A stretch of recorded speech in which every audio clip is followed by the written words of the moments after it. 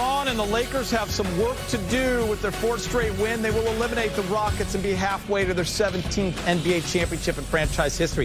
The Lakers are 35-1 in best-of-7 series when they lead 3-1.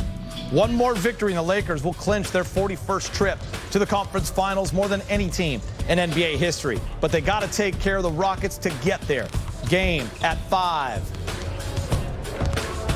Hello and welcome to Access Sportsnet Lakers, brought to you by your Southern California Toyota dealers. Chris McGee, Hall of Famer, Big Game James Worthy, Tough Juice, Karan Butler, the two-time All-Star, is with us. Allie will be working remotely from home. We'll check in with her later on. We have Brez joining us. We got Mike Trudell down the hall, and it is a closeout game, and I know Big Game likes those. Yeah, especially when you are up 3-1. That's a definite closeout because, you know the team really doesn't want to try to win 3 in a row unless you allow that to happen. So with veteran players like LeBron and, some of the other guys that know how to close out, Rondo, I think that'll be their number one priority, is to get in people's mind that we can't mess around with this game. We saw what happened last night with the Clipper and Nugget game. We don't want that to happen to us. Let's go ahead and knock this out so we can start preparing for the next round. Yeah, I think it's so important to have that leadership of LeBron James and Rondo, because they're not going to look too far ahead. They're going to try to handle business tonight first and then celebrate that victory and stay true to the mission and winning a championship. Lakers made it 3 in a row Thursday in Game 4 to take a 3-1 series lead. A complete team effort as they built a 23-point lead and held on to win 110-100. LeBron James finished an assist shy of a triple-double, while Anthony Davis scored a game-high 29 points. The Lakers' size, even with a smaller starting five, dominated Game 4. Twice as many rebounds, 52-26. Points in the paint, 62-24 in favor of the Lakers. It was the first playoff game since 1997 when a team had twice as many rebounds and points in the paint as its opponents. Fast break points also lopsided, 19-2. LeBron reminded us, Big Game James, they're not that small, even when they go to small ball, and they dominated physically. Especially when he's in the game. Whether they're going small or big, he's a monster. And, they do have players that play big. They have length. Kuzma has length. So they know how to play big when they have that, what you call a small lineup in there. So it doesn't matter. They, without McGee and Dwight Howard not getting any play, they've been able to still dominate. You just mentioned points in the paint, even fast break points. They're still being able to get the things that they get usually. 30 assists in the last game. That's motion. That's moving the ball. That's getting everybody involved. That's recognition of Rondo's arrival. So they're still doing the things that they were doing best before all the pandemic happened and they had to shut it down. They're getting back to that right now. Even though they're smaller in size with their traditional lineup that they have been using, they're still bigger than the Rockets. And I love the fact that they're not just on the perimeter or trying to play that style of play. They're still pounding the ball inside. They're taking advantage of those mismatches, and that's why they're up to a comfortable lead in this series. All right, guys, Anthony Davis leading the way inside 4 straight games with at least 25 points and 10 boards, 7 such games this postseason. The only other Laker since 2000 to do that in a single postseason, Shaquille O'Neal. 5 straight years. 5 straight years he did it. Since Game 1, AD has dominated and imposed his will on the Rockets, James. Yeah, and you know what? He surveyed how he's been defended in the bubble. You remember Toronto gave him a look, first loss in this series. He was getting pushed around a little bit by Tucker.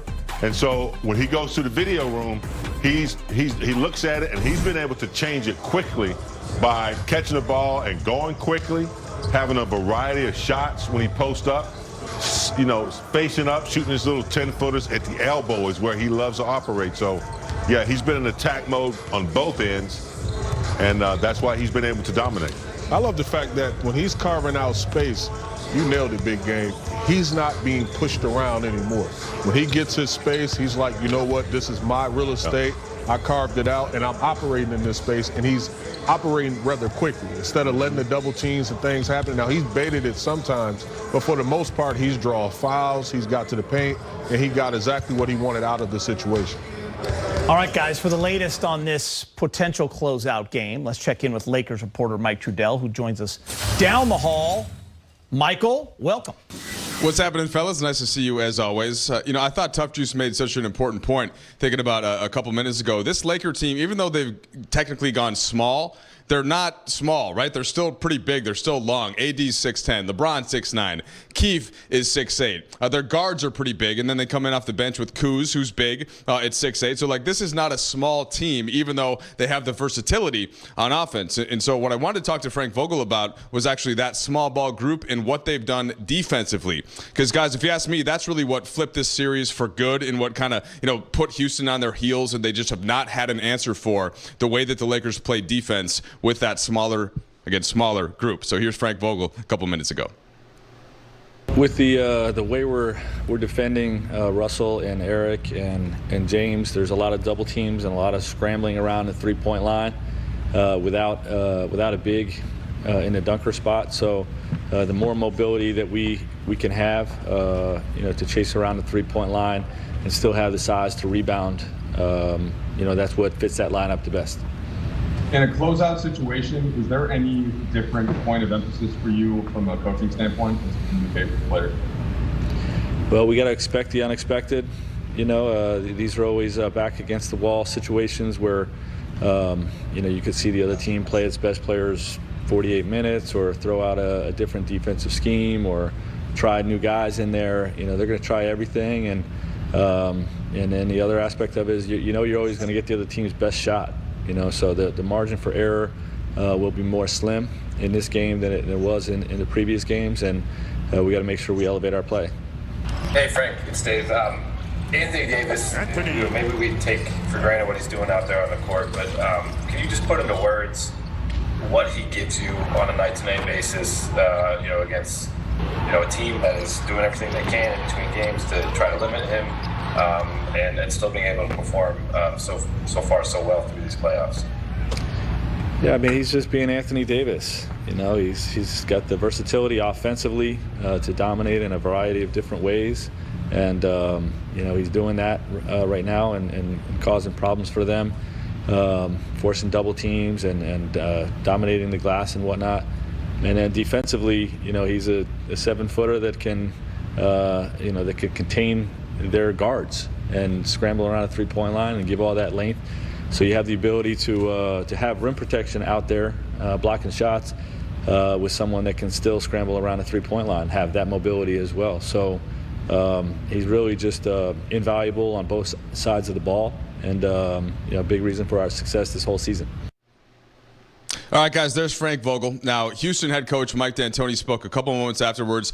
He was asked about the Daniel House Jr. situation, and he said, look, we will try and deal with that later. We just have to focus on trying to win one game. So for more on the House situation, let's go back to Geeter.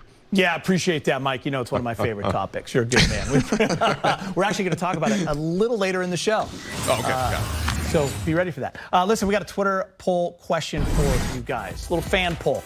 Which of these Lakers has had the biggest impact in this series?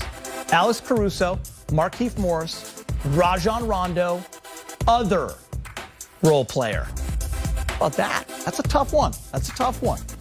Go to our website, SpectrumSportsNet.com, and vote. We'll have the results later in the show. If you had to pick one guy, who would it be? They all played extremely well, but I would have to go Rondo. Yeah. I just think his impact on the defensive end of the floor, offensively, and being able to knock down shots that he's just been given on the perimeter, that's just huge.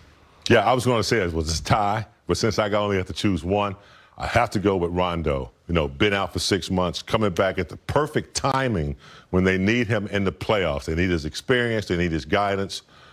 Definitely, it's been Rondo.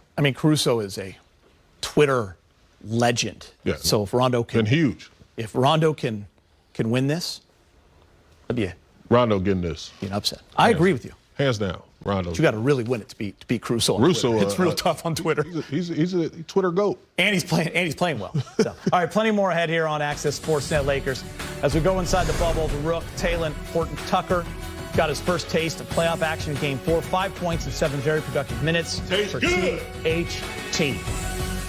And next, our insider joins us to provide a little warning if the Lakers don't clean up that sloppy fourth quarter from Game 4. Was that enough for Frank Vogel and the staff to keep the team focused? We're coming right back. This finals could very well be a hallway series that we've never seen before. The Lakers lead Houston 3-1 and can advance with a win tonight. The Clippers had a 3-1 lead last night, but blew a 16-point lead to Denver. The Clips still have a 3-2 series lead, but don't count out Michael Malone's Nuggets. We're not going home yet. We ain't gone fishing yet. We're going to live to play a game number 6 and, try to stretch the series out and try to win it. I know everybody's excited about the Lakers playing the Clippers in the Western Conference Finals, but we're hoping to have something to say about that. All right. On that note, we bring in our Laker insider, Mike President, for Press's three-point play. 3 things that you're looking forward to in this game, and you want to start with the Clippers. Yeah, how can we not? I mean, great quotes from Mike Malone last night. We're not going fishing yet, but the Lakers could definitely learn a lesson from their rival. Don't blow an elimination game possibility. Clippers were up 3-1, coasting in that game. Like you said, they were up 16. And then the fourth quarter happened. They allowed 38 points and kind of got stagnant on offense as well. Only 3 Clippers scored in that fourth quarter. Lakers, they weren't so good in that fourth quarter the other night in Game 4. There you see it, 6 turnovers. Got a little loose and free with a 23-point lead. But, of course, they battled back and hung on to win that game. Got a little too close. Whatever they do, do not copy the Clipper template from last night. Close out a team when you have them on the ropes. You're hoping they learned a lesson is what you're telling me. Yeah. It's kind of fun to think about Lakers Clippers in the next round, but don't get ahead of yourself. First you got to get there. The internet's favorite player has captured your attention. Yeah, he has. Alex Caruso, 16 points the other night, and the huge corner 3 with about half a minute left to play to kind of push that Laker edge back up out of reach of the Houston Rockets. And Geet, after the game, maybe the quote of the day, I asked him, I said, is that the biggest shot you've ever hit, ever? He said, no, back in AAU, I hit a game winner from about half court. Then he said, I'm joking. Yeah, so it was amazing. I mean, he's a fun kid, too, having a really good time with what he's doing. And big picture, I mean, in the 9 Laker playoff games, he's been positive in the plus-minus in 8 of those games, playing great defense as well, and some big points of the night from AC. Are you voting on our Twitter poll? I am. Yeah. I'll go with Caruso, since you guys all took Rondo. Okay. Mix it I like up a little bit. So the third point you're going to make, it's not about this game. It's actually about news surrounding next season for the NBA. Yeah. There's been so many rumors. What do we know for sure? Yeah, it's not too early to look ahead, right? No. Let's do it. It's going to be quick. Yeah, the Board of Governors had some meetings this week, and they decided that December 25th is probably the earliest that the next season would kick off. So we're talking a Christmas Day debut, possibly, definitely going to monitor the COVID-19 situation and all those important things, of course. They're hoping to play all 82.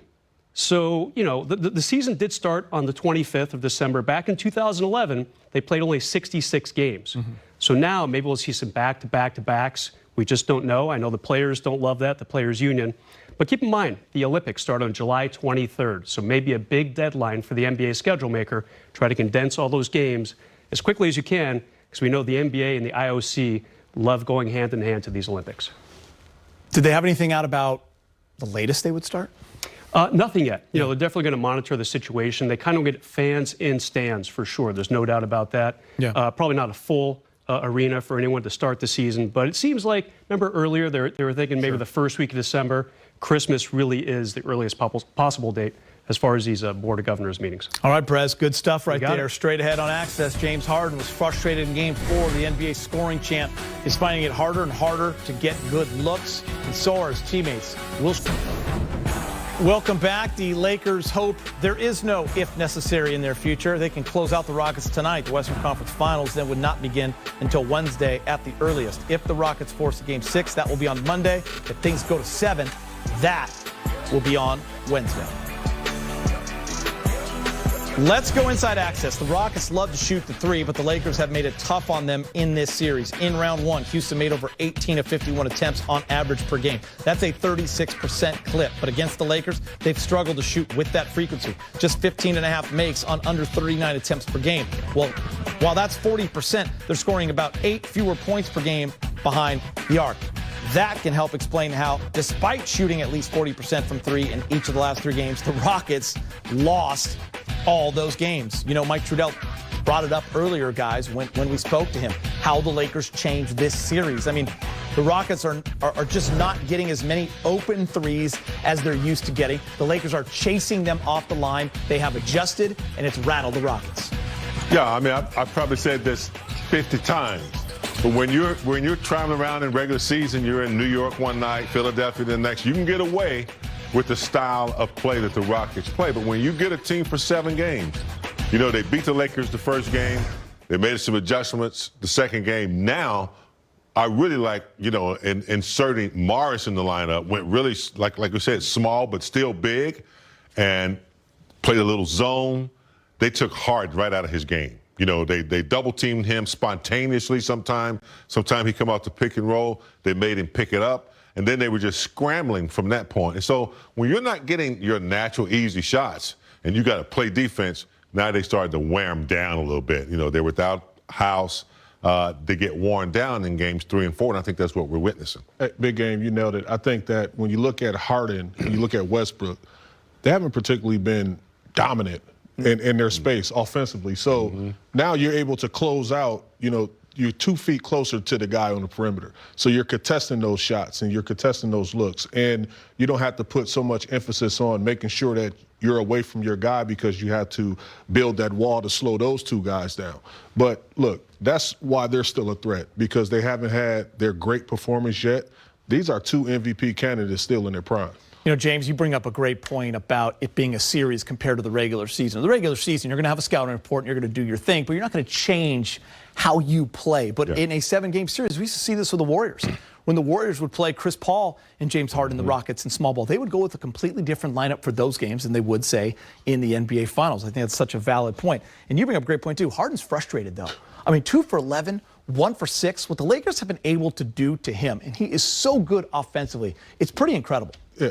And he has so much pressure, and people may not see it or identify it as pressure, but when you think about Harden and accolades, individual accolades, he's won in the regular season. Yeah. He got an MVP, but he has not had that defining playoff moment as all great players do.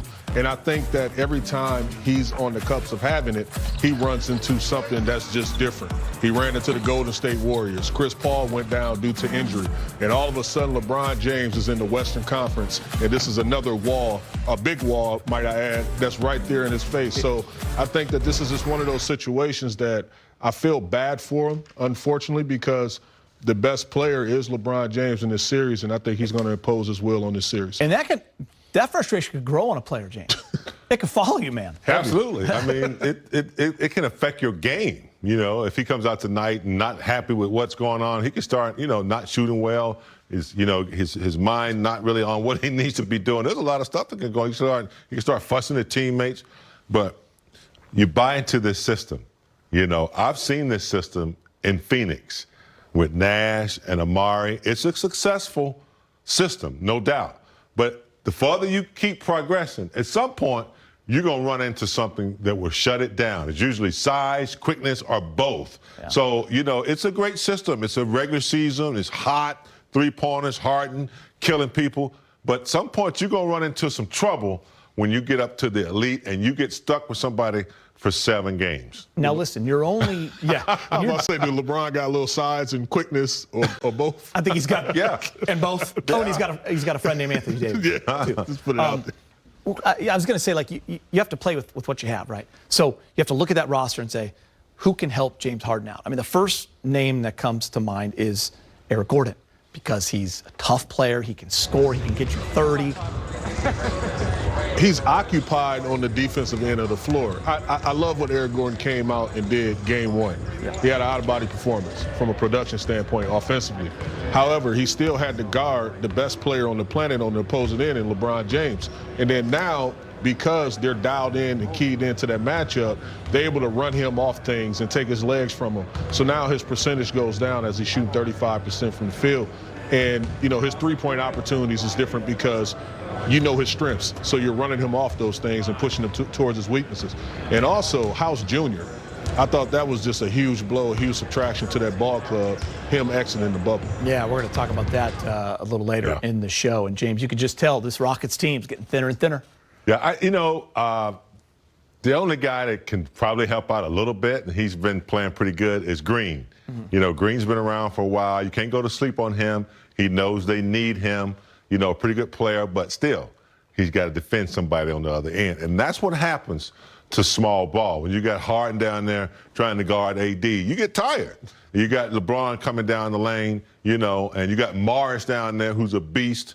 I don't care how strong you are. Tucker's probably the only one that can handle it for 48 minutes, but at some point, it's going to take something away from your game on the other end. And you got this fresh Laker bench that's coming at you now with all kinds of speed. So, hello. No problem. Game 4 is about a half hour from tip-off in the bubble. Russell Westbrook averaging over 20 points and 8 rebounds against the Lakers in this series.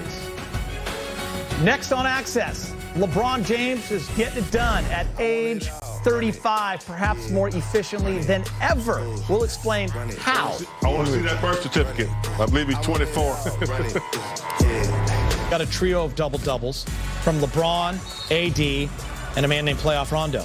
It's the first time 3 Lakers had double-doubles in the same playoff game since Andrew Bynum, Pau Gasol, and Lamar Odom did it in 2010.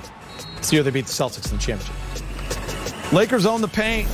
They outscored Houston 62-24 there in Game 4. For the series, they hold a 53-34 edge in the paint. Even more ridiculous, as a team, the Lakers are shooting nearly 70% in the paint for the series, 69.7%. According to ESPN Stats and Info, that would be the highest for any series since 1997. More bad news for Houston. The NBA investigated and ruled that Daniel House violated the NBA health and safety protocols. He's been sent home. He will not be with the Rockets for the rest of the season. The league determined that he had an unauthorized guest in his hotel room. House averaged 11 points per game in the playoffs for Houston. At least they now have some resolution to the matter. So he's gone. Karan, that hurts this Rockets team. It's unfortunate.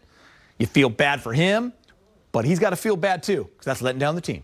It really is when you think about the importance of him being an asset to this ball club and averaging, double figures consistently in the playoffs. He's the guy that can offset a lot of things. Knocking down shots on the perimeter. Defensively, he's a problem. He understands assignments. And to be able to get a quality win in Game 1 in this series and then have that momentum pretty much in your favor and then pivot and have this situation happen, that's a huge subtraction. So many things happening on the cups of with Harden's legacy, with Mike D'Antoni job situation, a lot of things. Yeah, never want to judge anybody until you know the full story, but that one definitely hurts. And it just makes this team even thinner, James. They already had a small bench, and he was a major part of that bench. You take him away, that's 7 guys in your rotation. He got evicted. Yeah, I mean, look. For real, he got evicted out the He really bubble. did. Like, you're gone. We all Bags are packed. Yeah, he's gone. We all make mistakes. First thing you got to do is you got to take responsibility for it. You got to own up to it, not repeat it. Now, the third thing is, yes, you do hurt your team. You do hurt your team, and the timing was not good. I made mistakes myself, and you have to take responsibility for it and learn from it. There's nothing he can do about it now. He's been evicted, but he's got to, he's young. And I don't think the Rockets were going to beat the Lakers in 7, but his absence, really decreases their chances. So, I don't know House, but I know from experience, just own up to it and think about it and do better and be better and keep growing. Great stuff, James. After the Lakers won Game 3, former Rockets guard Vernon Maxwell, who's great on Twitter, by the way, he suggested that he, Hakeem, Clyde, Big Shot, and others from his 90s teams were available to help the current Rockets. It didn't happen, obviously, so let's check in now on Mad Max. Due to unforeseen circumstances, Goose, Heineken, God knows what else, I will not be in the lineup for tonight's Rockets vs. Lakers game. Thank you, everyone, for the birthday wishes. So, Mad Max, Karan, having a good time on his birthday. Yeah, keeping it all the way 100. I love it. Mad Max still mad. He's still funny, man. He's fun. Big Game, what do you remember about Vernon? Well, you just said, man, he had a fierce personality, a little younger than me, but I do remember him. And, you know, he was a baller, man. He was a baller, you know. It was a guy you'd love to have on your team when he was, you know, when he was in his game, but he had an extraordinary personality. He wanted Big Shot Rob to get out there. Yeah. Dream. Oh, man, I don't know how much they could have helped him at this Rob point. said now he'd average about 18 because everyone shoots threes. That's what Rob told It'd be us. the Walker League. Yeah. It's You know what his the story. Walker Let League him is, tell it. Gator? Let him tell it. He's got 7 rings. Any story he wants. You know what the Walker League is? What's the Walker It'd be the Walker League. Walk with the Walker. After the Lakers No win. offense, just, you know, that's what none it'll take, be. none take. After the Lakers win in Game 3 of the series, LeBron James broke Derek Fisher's record for most career playoff victories. LeBron is now at 163 and counting. D. Fish, by the way, was asked about that before the Sparks game in Florida. You know, I guess for 2 minutes, you know, when people put it up, I get to tell my kids I was pretty cool because I was close to LeBron James in something in life. But you know, he's you know, one of the greatest, you know, athletes to ever play any sport.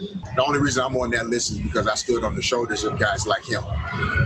So, you know, to be mentioned in that category for me it's more about Kobe and Shaq and Powell and Lamar and Phil and you know, that's how I got there. LeBron carried a lot of guys to get to the top of that list.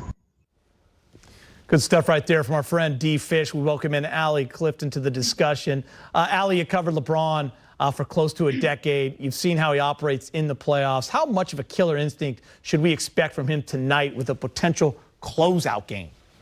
Before we get to that, Gator, can I first apologize for not showering you with Goose, Heineken, and whatever else on your birthday the other day? I thought sugarfish donuts and more donuts were okay. Yeah, I mean, I thought, you know, maybe you could have gotten Vern to hang out with me or something like that. He sounds like he had a good time.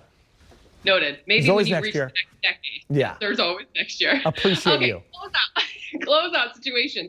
Well, if there's one thing that's been consistent when it comes to LeBron in this time of year, his message has always been that closeout games are the hardest to win. Not only do you obviously have to be sharp as a collective with your own game plan, but then you think about your opponent and the desperation kind of basketball that they're going to throw at you. So to have that appropriate guard up is going to be key. But if you're Laker Nation, the one good thing when it comes to LeBron in these situations, closeout opportunities, being up 3-1, it's not his first rodeo. He is 13-0, and so I expect him to be great. He expects himself to be great, and we expect, of course, the team to follow suit. How much do you think he values, you know, rest at this time of year for the team? You know, it's interesting because though if we needed him to play 40 minutes, 48 minutes, 48 plus minutes, he would do that because it's the playoffs. This is what you build your body for. He did go out on a limb and tell us right before this series started in our exclusive sit down that rest at this time of year during the playoffs, in between rounds, if you're fortunate to advance, is beneficial to his body. And so to kind of tie all of this discussion together, paired with what you guys talked about at the start of the show, his leadership will be so valuable in moments like this. Faran, you said it, because the team has to understand and remember the importance of now and taking care of business now and having those conversations that I believe he will have had with not just your second star player, but all the way to your 15th man. You know, having those conversations with a guy like Talen Horton-Tucker that could get some more run and just remembering to be himself because it's critical. Because if there's one thing we do know, there's a lot of voices surrounding this Lakers squad in the NBA world that already have the Lakers and Clippers in the conference finals. But LeBron James knows you don't get there until you take care of business in the semis. So I think that leadership is huge. Yeah, jump in there, Cron. Yeah, I love the fact that Allie touched on that because so many times as players, you look too far ahead. Yeah. Besides just handling business at the moment. And LeBron has always been one of those guys that's been in the moment. You know, I played him in numerous series in the past and clearly didn't win none of them.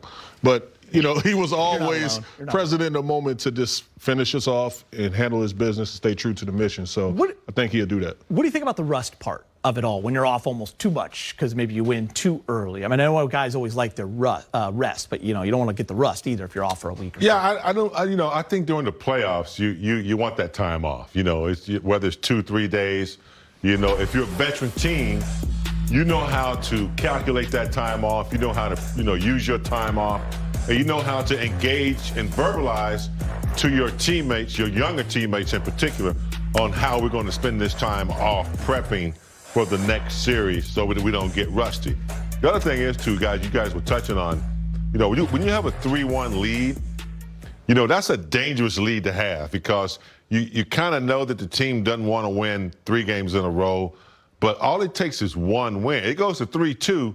That's a lot of pressure that next game to close it out when you should close it out when it's 3-1. So I'm glad we have veteran leadership. They know how to close out this game because when it's 3-2, it can get tricky if it gets ties up to 3-3. It's a huge momentum switch, so they got to take care of business tonight. And also, this is my observation of watching the game closely in this series in particular. I don't feel like the Houston Rockets believe they can win this series. Yeah. They believe they can win a game, but then all of a sudden that confidence start building once you get a game here or there. And look, the Clippers and the Nuggets, they're in a fight. The Nuggets believe they can win that series. Allie, last thing from you. It's an interesting stat here, 34.6. That's the lowest playoff minutes on average of LeBron's career. It's pretty shocking. How important is that stat, Allie, you think? I think it's huge just because of what he admitted to us. Again, before the series started, I always thought that he was a guy that didn't like rest.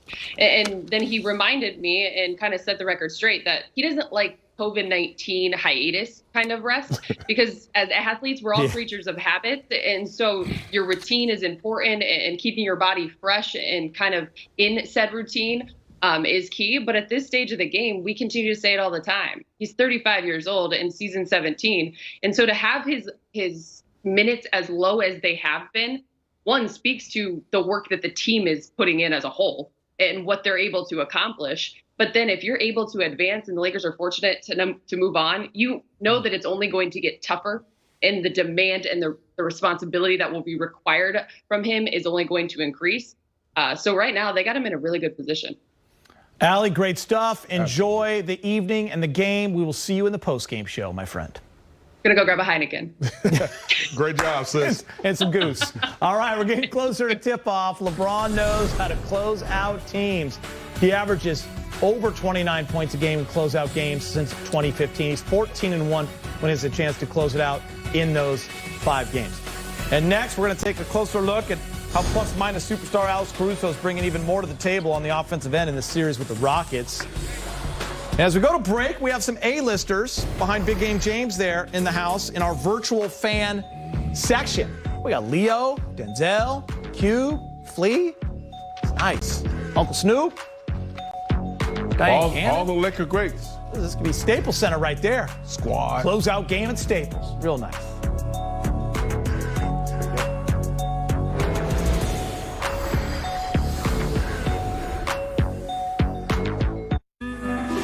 I got here because I'm confident in myself, man. I don't make it out of the G League. I don't make it out of undrafted if I don't have a self-confidence, some type of self-belief. When I'm in the game, I'm there for a reason. Caruso intercepts it. Three-pointer up for Danny Green. It's good. Oh, nice feed by LeBron James. Caruso with the layup. And Caruso sneaks free. Gets by Covington. Caruso buries a 3 for the Lakers. Caruso very good without the ball. Missed by Harden. And that'll be Laker ball. Shot clock down to 4. James pounded it. Gives it up. Caruso for 3. Oh! Caruso with a big hit. I've been practicing that corner 3 from Braun all year. There was a packed paint and I'm wide open in the corner. That's just who I am. I'm playing to win, so if it all comes to me, I'm going to be ready to go. Big time shot, boy.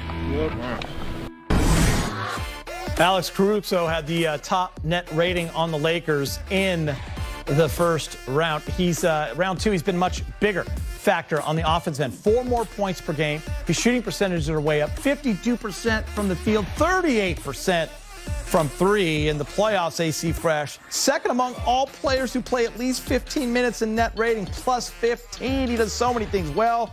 He contributes to winning basketball. James, he hasn't looked overwhelmed at all in his first playoff run. No, he doesn't experience fear, or I'm sure he had his nervous moments in the G League coming up, trying to learn the system, trying to make the big varsity team. But now that he's here, he's one of the calmest, hardest playing players that I've seen, man.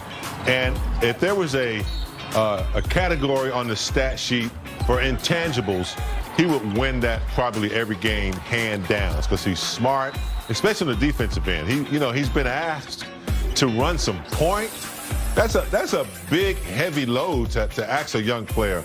But on defense, he's so engaged, and he knows where the ball is, and he's following it. And before you know it, he's sticking his hand in for a deflection.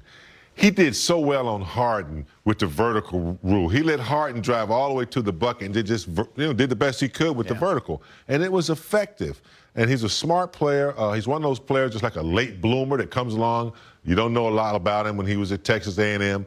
But I tell you what, man, he's going to be an asset in the NBA for a long time, the way he plays the game on both ends. Yeah, I agree with you, James. And Karan, time for a little Access 360. When you look at this Laker bench, they've had a series, and what an advantage it gives this Laker team. So why don't you break it down? It's a huge advantage. When you talk about the dynamic duo of, LeBron James and clearly Anthony Davis, can't talk enough about those guys, but I want to shine a little light on the others. And I'm going to start off with Caruso, just to piggyback on what Big Game was talking about. Look at his awareness. Understanding that James Harden is coming downhill, going vertical, straight up, not sticking his hand in the cookie jar, even though James Harden was seeking out that foul, and just, turned it into a turnover situation. Great basketball stop. Once again, I love the fact that Caruso did not elect to stab.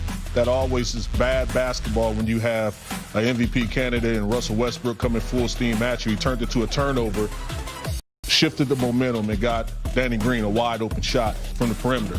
Now look at Tucker. They did a remarkable job at hitting Harden, getting the ball out of his hand, getting it to a lesser of an offensive player in Austin Rivers, and then he came back and got in it defensively and plucked it away. Now this is the last possession, and you got to recognize the shot clock. 5 seconds. That means it's red. James Harden's going to get in his bag. 1,000, 2,000. Caruso goes. He hits. His hands is high. The excellent rotation by Rondo. By the time it got to Tucker, which is an excellent corner shooter, there's no time on the clock. Excellent defense by the others. Great breakdown.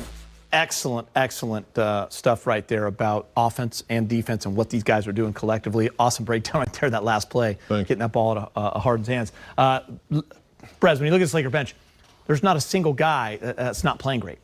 So you can have your choice of who's impacting the game. It's been an amazing run for them. Remember all the talk about how great the Clipper bench was during the regular season? And they were the top scoring bench in the league. The Lakers were 11th in scoring by the reserves. Lakers all the way up to 4th in the playoffs, a third of a point behind the Clipper bench. The Clippers are actually 3rd in reserve scoring. So yeah, very, very deep bench. Markieff Morris had that really good Game 3. Got the starting nod in Game 4. And, of course, Rondo. I mean, what can you say about that guy? In the last 3 games, averaging 14 points. And for me, the big number, he's averaging almost 9 assists the last 3 games. People forget he was second on the Lakers in assists during the regular season behind one LeBron James, who led the whole league, of course. But he's really had a calming effect on that second unit. And he's not just stuck on the second unit, guys. In the last 3 games, he's averaging almost 30 minutes per game. Lots of overlap with those first-teamers as well. Look at this, Brez. Earlier, we asked everyone which of the role players has had the biggest impact in this series. We know what a Twitter legend Alex Caruso is. And if you are a member and a fan of Laker Twitter, which I am, and we all are, you know what a shock this is. Caruso never loses anything. But Rondo? People were so down on him after Game 1, too. 69%. It's just huge. I mean, the Laker Twitter was so down on him after Game 1. He did not play that well. He hadn't played a game in 6 months, but impressive.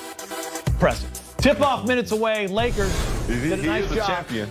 There you go. Containing James Harden in Game 4. Harden had 21 points, but was just 2 for 11 from the field. Take your shot is next. Aim at the one in the middle. Access Sportsnet Lakers is brought to you by your Southern California Toyota dealer.